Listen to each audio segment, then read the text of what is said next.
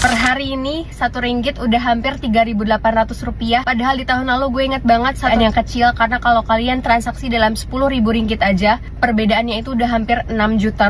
Nah, Indonesia lagi nggak baik-baik aja. Buat investor asing tuh jadi ciao dari Indonesia. Bangun bro, rupiah kita sudah tidak ada lagi harganya di dunia. Hanya mereka bukan tengok kadar tarif Malaysia pun. Sebaliknya, mereka kira ikut defisit dagangan antara Amerika dan Malaysia. Bahaya guys. Bahaya.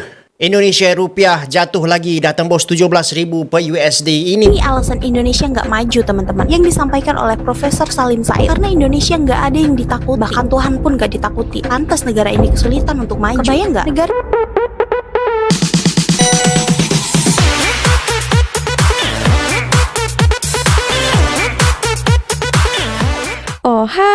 halo, hai semuanya. Apa kabar teman-teman?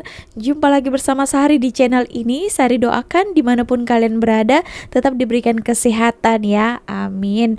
Oke teman-teman, menyesal. Oke, kenapa ya? Ya, mungkin kalian sudah tahu ya, rupiah jatuh lagi hingga $1 itu Rp17.000 ya. Sedangkan sehari uang rupiah itu banyak ya. Bukan banyak lah, maksudnya macam ini kan. Hari waktu Sari balik ke Medan itu kan, uang dekat bank di Indonesia itu sehari bawa keluar semua kan uangnya semua. Lepas Sari bawa ke Malaysia, tapi sayangnya Sari tak tukar ya, langsung kepada ringgit. Sekarang Sari tukar uang rupiah itu ke ringgit. Rugi lah kan. Rupiah turun ya. Sampai ada yang Sari lihat 1 juta itu mencecah 260 ringgit. Oh, bayangkan ya, lu pernah sampai tertinggi ya 1 juta itu 320 ringgit. Sekarang jatuh sejatuh-jatuhnya ya. Aduh, tapi ada kabar baiknya lah ya untuk pekerja-pekerja yang di luar negara yang mereka mau kirim ke rupiah ke Indonesia itu ya nilainya lebih banyak. Jadi ini ancaman besar kepada negara kita juga ya. Oke teman-teman, nah kira-kira bagaimana ya? Ini oke, kita tonton dulu ya. Nah, ini juga kabar baik buat kalian-kalian orang daripada luar negara, daripada Malaysia itu kalau mau melancong ke negara yang mata uangnya itu lebih rendah itu ya, apalagi Indonesia juga. Mungkin ini adalah saatnya ya. Oke, so mari kita tonton videonya dulu ya.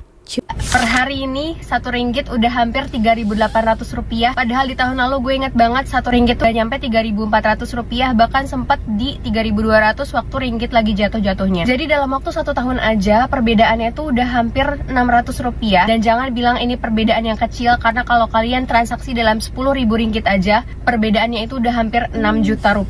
Besar kan? For my Malaysian friends yang nak bercuti di Indonesia, this is the perfect time for you. Sebab korang boleh shopping banyak barang. But this is the bad news for my Indonesian friends, karena Indonesia lagi nggak baik-baik aja. Kurs rupiah tuh terus turun, dan ini mengindikasikan bahwa ekonomi Indonesia tuh lagi nggak baik-baik aja. Kondisi ekonomi politik yang nggak stabil membuat investor asing tuh jadi ciao dari Indonesia. Salah satu akibatnya kurs rupiah ini jadi turun. Kebijakan pemerintah tuh sekarang sangat-sangat penting dan sangat menentukan. Tapi yang kita lihat apa? Sekarang kebijakan pemerintah justru kontroversial. Iya, Masih ada yang bilang Indonesia baik-baik aja. Gue mau tanya, indikator baik-baik aja itu dari mana? Apakah dari orang yang masih banyak di mall dan orang masih banyak mudik? No, we can say that Indonesia baik-baik aja karena itu. Karena gue ngeliatin banget kurs rupiah tuh bener-bener trennya kayak begini. Even $1 sekarang udah nyentuh 17.000. Jadi no, we're not in the good situation. So for my fellow Indonesian friends yang masih berakal sehat, tighten your belt, berhemat dulu, karena kita nggak tahu kondisi ke depan itu akan semakin buruknya kayak gimana. For my Malaysian friends, if korang nak bercuti dekat Indonesia, saya sangat alu-alukan korang untuk datang. Korang boleh banyak-banyak shopping dekat sini sebab kurs kita orang tengah turun. Ekonomi and politics tu je yang teruk gila dekat sini. Guys,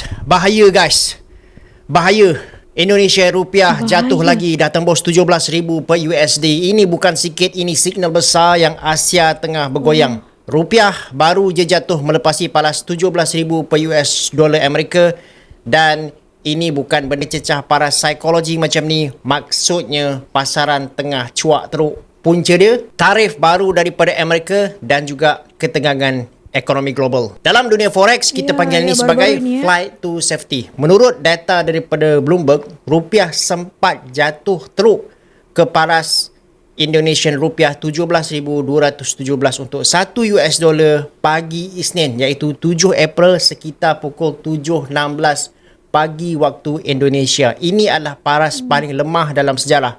Lepas tu mata wang tu sempat bounce sikit kepada Indonesian rupiah 16,927 dalam masa tak sampai sejam. Tapi fakta dia adalah pelabur tetap masih risau sebab turun naik ni nampak macam tak stable. Untuk sekarang ni kadar tukaran dah pun mempengaruhi lebih rendah kita, ya? daripada zaman krisis kewangan Indonesia 1998 dulu. Masa tu rupiah pernah jatuh sampai Indonesian rupiah 16,800 per US dollar. Maksudnya situasi sekarang lebih teruk daripada Lebih teruk. waktu pada masa tu. Tadi saya dah sebut pasal flight to safety. Apa maksud dia? Maksud dia bila pelabur takut, diorang jual mata wang rupiah dan beli US dollar sebab yakin US dollar akan survive walau apa pun jadilah. Bila permintaan terhadap US dollar naik, mata wang lain termasuk rupiah pun terus jadi mangsa. Jatuh lagi dan terus jatuh. Dan sebab Indonesia banyak hutang luar dalam US dollar, bila rupiah jatuh, bayaran balik pun makin mahal. Dari segi teknikal, angka 17,000 tu kira macam paras reputasi lah. Bila dah tembus, makin ramai trader dan juga pelabur jadi panik. Ini akan aktifkan jualan automatik iaitu stop loss dan buat nilai mata wang jatuh lagi teruk lah. Ibarat domino lah. Sekali jatuh, susah nak berhenti melainkan ada campur tangan daripada bank pusat. Jadi apakah contoh-contoh intervention daripada bank pusat? Nombor satu, dia intervene secara langsung dekat pasaran forex iaitu jual US dollar daripada diorang punya reserve dan juga beli balik rupiah. Yang kedua pula, naikkan kadar faedah iaitu untuk tarik minat pelabur simpan rupiah. Dan yang ketiga pula, diorang boleh bagi kenyataan rasmi iaitu forward guidance bagi pasaran tenang lah dan juga yakinkan pelabur. Akan tetapi, kalaulah benda ni berjangkit ke Malaysia, apakah bank negara boleh buat? Cuba share pandangan korang dekat ruangan komen. Gokil guys, per hari ini rupiah tembus 17.200. Ini terburuk sepanjang sejarah. Dan menurut para pengamat ekonom, ada angka psikologis, yaitu angka psikologisnya ketika menyentuh 18.000. Itu harus diwaspadai karena bisa jadi guncangan ekonomi dan itu akan berdampak pada guncangan politik termasuk kondisi bangsa yang tidak menentu. Dan ada pengamat juga yang bilang bahwa arah-arahnya bisa saja lebih parah dari 98 ketika angka psikologisnya tercapai. Tentu kita tahu bahwa angka ini semakin hari semakin melemahnya rupiah ya karena banyak faktor termasuk kondisi politik, kebijakan Donald Trump di Amerika, kemudian beberapa respon dari pemerintah yang kemudian seringkali mengesampingkan apa yang sudah diberikan oleh rakyat atau dalam hal ini kritikan dan opini-opini yang membangun gitu ya. Semakin tidak menentu, tetap hati-hati dan waspada teman-teman semua. Kita sedang tidak baik-baik aja. Berarti betul lah ya kan yang dikatakannya itu Indonesia sedang tidak baik-baik saja ya. Padahal ada wacana tahun 2025 ini itu akan menjadi Indonesia emas. Tapi nyatanya mengkhawatirkan ya. Ada juga yang takut ya sampai nanti 18.000 atau bahkan 20.000 untuk 1 US dollar ya. Aduh, semoga tidak juga lah ya. Gimana menurut kalian? Oke, kita lanjut lagi.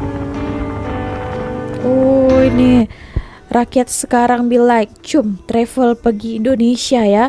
Indonesia 1.200.000. 59 guys. Inilah masa tepat mungkin ya buat teman-teman Malaysia kalau mau datang ke Indonesia tukar rupiah. Kalau macam saya agak menyesal ya. Kenapa tak dari dulu saya tukar ke ringgit ya? 20 juta aduh. Sudahlah ya. Nantilah kita simpan-simpan. Mana tahu ya. Boleh naik gitu. Oke, kita tengok lagi. Bangun bro, rupiah kita sudah tidak ada lagi harganya di dunia. Tepat di hari ini 7 April 2025, rupiah ini USD sekarang 17.100. Ini video saya sebelumnya, saya sudah mengkhawatirkan bahwa ya gimana nanti ya kalau USD ini bakal di 17 ribuan. Apa yang akan terjadi? Kita siap-siap. Buat teman-teman yang boros-boros, buat teman-teman yang malas kerja sekarang ini, bro-bro yang tidak tahu bagaimana kondisi ekonomi sekarang, Kami yang bekerja di Money Changer sangat paham bagaimana turunnya, hancurnya rupiah. Hampir semua mata uang sekarang ini naik harganya. Rupiah kita turun di mata dunia. Kami yang bekerja di Money Changer juga tidak bisa berpikir positif lagi. Bagaimana nasib rupiah ini di mata dunia? Ketika mata uang sudah terjadi penurunan signifikan, maka tahun 98 inflasi krisis moneter terjadi, dan di 2025 ini sangat besar kemungkinan akan terjadi. Siap-siap, kita bakal menghadapi masalah besar. Semua sektor bakal naik harganya. Buat teman-teman berdoa, sholatnya jangan tinggal. Insya Allah kita berdoa semoga Indonesia ini baik-baik aja. Mudah-mudahan. Bangun bro, rupiah kita hancur, rupiah kita anjlok. USD naik hampir 17.000. Kami yang bekerja di Money Changer sangat terasa bagaimana masyarakat kalangan atas menukarkan rupiahnya ke US dollar dan menukarkan rupiahnya ke emas. Mungkin mereka lebih paham bagaimana perkembangan ekonomi Indonesia ke depannya. Investor pada kabur, saham-saham Indonesia juga turun, hampir semua turun. Sangat sulit berpikir positif untuk ekonomi Indonesia di 2025 ini. Tidak menutup kemungkinan tahun 98 krisis moneter, inflasi besar-besaran bakal terjadi di Indonesia di 2025 ini. Bingung mau bicara apa lagi. Kami yang di Money Changer sedih banget melihat bagaimana semakin hari semakin turun harga rupiah ini. Semoga apapun kebijakan presiden, apapun kebijakan pemerintah, sangat sulit kita berpikir positif.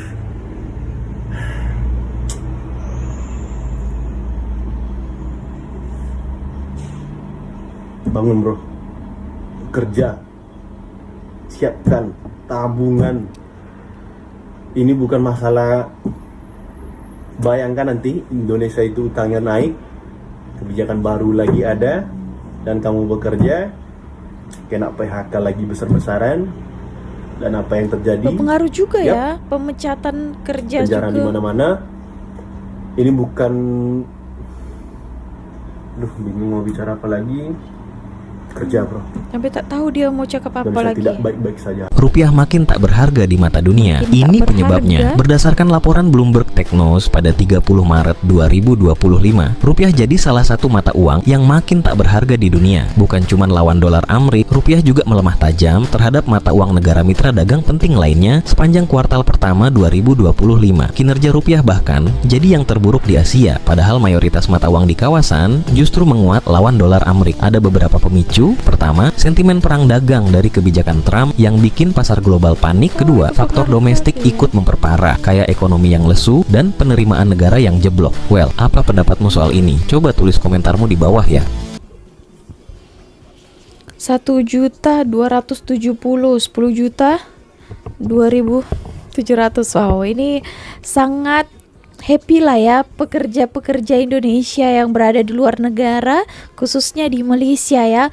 Mereka gaji berapa, dapatnya boleh banyak ya ditukar ke rupiah. Oke. Rupiah cecah paras terendah sejak 1998 ya. Tadi katanya dulu 1998 itu sampai 16.800. Bayangkan sekarang ini, aduh, lagi teruk ternyata ya, 17.200. Aduh, jangan sampai mencecah 18.000 ke 20.000 rupiah. Aduh, mau gimana lagi ya? Tadi katanya juga rupiah sudah tak ada harganya. Macam mana nih? Saya simpan dah uang rupiah tukar lupa. Rupiah udah di titik terlemahnya, titik tertekan 17.000 per dolar. Yang masih rebahan cepet dah bangun. Ini 4 hal yang bakal aku lakuin sekarang. Pertama, aku bakal buang semua pengeluaran gak penting. Jajan gak jelas, skincare, make up, baju. Harus bisa bedain mana nafsu, mana kebutuhan. Kedua, cek kondisi kerjaan. PHK, pengurangan gaji bisa terjadi kapan aja dan ke siapa aja. Wajib melek harus punya backup plan. Cari uang tambahan, pelan-pelan tapi serius. Do the best untuk kerjaan sekarang karena itu pondasi kita. Dan pentingnya stop males-malesan. Ketiga, wajib melek sama investasi. Kalau nggak ada uang, investasi otak. Cari skill biar bisa dapat sampingan. Kalau ada duit berlebih ya investasi ke emas atau BTC. Asal tahu resikonya ya. Keempat, harus tetap waras. Jaga kesehatan fisik dan mental. Gak usah lah sosokan pakai iPhone 16 kalau cicilannya bikin gak bisa makan. Krisis ini gak bisa kita hindari. Tapi kita bisa milih mau fight back atau cuma diem doang kayak patung. Ramai yang percaya bulat-bulat kononnya Malaysia kenakan 47% tarif kepada Amerika Syarikat. Betul ke ni? Jawapannya mudah. Tak betul. Habis tu, macam mana Amerika dapat nilai 47% tu? Sebenarnya, mereka bukan tengok kadar tarif Malaysia pun. Sebaliknya, mereka kira ikut defisit dagangan antara Amerika dan Malaysia. Kalau kita tengok data dari US Census Bureau 2024, Amerika import dari Malaysia 52.5 bilion US dollar dan ekspor ke Malaysia 27.7 bilion US dollar. Defisit dagangan Amerika Syarikat ialah 24.8 bilion US dollar. Jadi, mereka ambil jumlah defisit perdagangan Amerika dengan Malaysia pada tahun 2024 iaitu 24.8 bilion US dollar. Dan bahagi dengan jumlah import Amerika dari Malaysia iaitu 52.5 bilion US dollar. Daripada pengiraan itu, mereka dapat angka 0.47 atau 47%. Inilah yang mereka anggap sebagai kadar tarif timbal balas yang patut dikenakan kepada Malaysia walaupun tak kena-mengena langsung dengan tarif sebenar. Kemudian mereka kata, kita bagi chance, kita bagi chance, sepatutnya kita charge 47% tapi kita bagi diskaun 50% diskaun, kita kenakan tarif 24% sahaja. Maka wujudlah tarif timbal balas 24% ke atas Malaysia. Tapi apa sebenarnya tarif sebenar Malaysia kepada produk Amerika? Menurut laporan rasmi Pejabat Perwakilan Perdagangan Amerika Syarikat 2025, purata tarif Malaysia ialah 5.6% sahaja. Kalau you all nak tahu, banyak produk Amerika yang masuk Malaysia tak kena tarif langsung. Jadi, kalau nak timbal balas yang betul-betul adil, Amerika sepatutnya kenakan tarif 5.6% bagi 2 atau 2.8% saja, bukan 24%. Kesimpulannya, Malaysia tak kenakan tarif 47% kepada mereka dan tarif 24% yang dikenakan perlu dikaji semula. Okey. Pasaran saham Indonesia merosot 9% pada awal Selasa menyebabkan perdagangan dihentikan sementara selama 30 minit sementara rupiah jatuh 1.8% ke paras terendah selepas pasaran dibuka semula selepas cuti panjang. Ia terjejas akibat tarif punitif Presiden Amerika Syarikat Donald Trump yang bertindak balas terhadap kekacauan pasaran global yang disebabkan oleh tarif Amerika Syarikat. Indonesia dalam pada itu, terkenang indeks utama komposit Bursa Saham Jakarta JKSE jatuh 9.2% ke paras terendah sejak Jun 2021 dalam urus niaga awal. Sementara rupiah jatuh ke 16,850 per dolar melepasi paras terendah krisis kewangan Asia ke paras terendah rekod. Menjelang pembukaan pasaran pada Selasa, Bursa berkata kejatuhan 8% akan mencetuskan pergantungan perdagangan selama 30 minit berubah daripada 5% sebelum ini. Jika pasaran kemudian melanjutkan kerugian kepada 15%, akan ada jeda perdagangan selama 30 minit lagi. Pasaran Indonesia dibuka semula pada Selasa buat kali pertama sejak ditutup pada 27 Mac dan sedang mengejar pergerakan pasaran global berikutan pengumuman tarif Amerika Syarikat minggu lalu termasuk rancangan mengenakan tarif 32% ke atas produk Indonesia.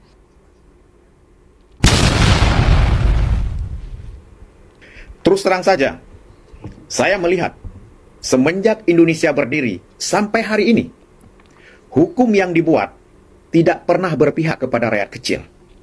Lebih-lebih di masa Jokowi, apalagi di era Presiden Prabowo sekarang ini. Hukum yang dibuat khusus untuk merampas harta rakyat kecil, bukan untuk mengambil harta pejabat-pejabat yang telah menyusahkan rakyat.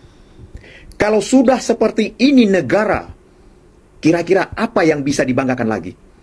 Rakyat kecil dipaksa bayar pajak habis-habisan, mati-matian. Tapi yang menikmati pajak orang atasannya adalah pejabat-pejabat korupsi negara. lagi. Aduh. Luar biasa zalim.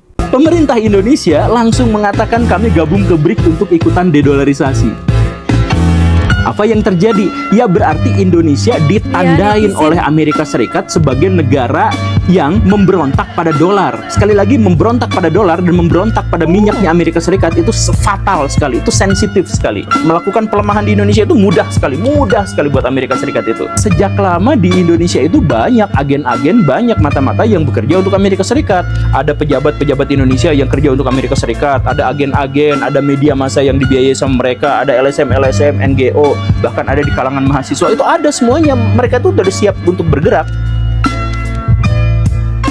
Ini alasan Indonesia nggak maju, teman-teman, yang disampaikan oleh Profesor Salim Said. Karena Indonesia nggak ada yang ditakuti, bahkan Tuhan pun nggak ditakuti. Pantas negara ini kesulitan untuk maju. Kebayang nggak? Negara-negara seperti Singapura, Korea Selatan, Taiwan, dan Israel bisa maju karena mereka hidup dalam ancaman. Mereka takut. Singapura dikelilingi negara besar, Taiwan dihantui Cina daratan, Korea Selatan was-was sama tetangganya di utara, Israel dikepung negara-negara Arab. Mereka harus jadi kuat, karena kalau lengah, habis. Nah, Indonesia nggak takut apa, bahkan Tuhan pun katanya nggak ditakuti. Pejabat bersumpah atas nama Tuhan itu tetap korupsi, ketahuan, masih bisa ngeles, masih bisa kabur, bahkan bisa balik nyalon lagi. Ini bukan soal takut atau enggak, ini soal nggak ada yang bikin mereka jerah. Padahal tekanan itu penting. Negara-negara maju berkembang karena mereka nggak punya pilihan selain terus untuk maju. Karena mereka tahu kalau stagnan mereka akan dilindas. Indonesia kita terlalu nyaman, nggak ada tekanan, nggak ada rasa takut. Jadi ya gini-gini aja. Pertanyaannya sekarang, kita mau terus hidup nyaman tapi stagnan, atau mulai ngerasa takut tapi nggak jadi apa-apa, atau gagal jadi bangsa besar biar kita beneran bangkit lagi ya. Wah, menarik. Apakah kalian tahu yang terjadi jika $1 tembus 20.000 di rupiah saat dolar tembus 20.000 per $1? Misalnya tahun 2027, berita mengejutkan seluruh Indonesia.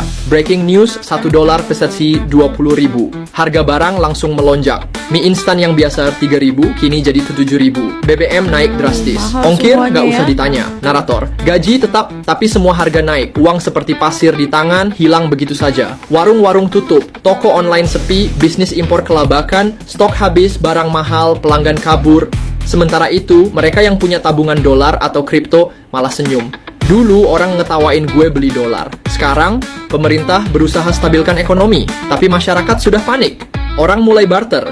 Gue tukar nasi goreng sama bensin ya. Di tengah kekacauan muncul satu kesadaran. Harusnya dari dulu kita mandiri, dukung produk lokal, dan bijak kelola uang.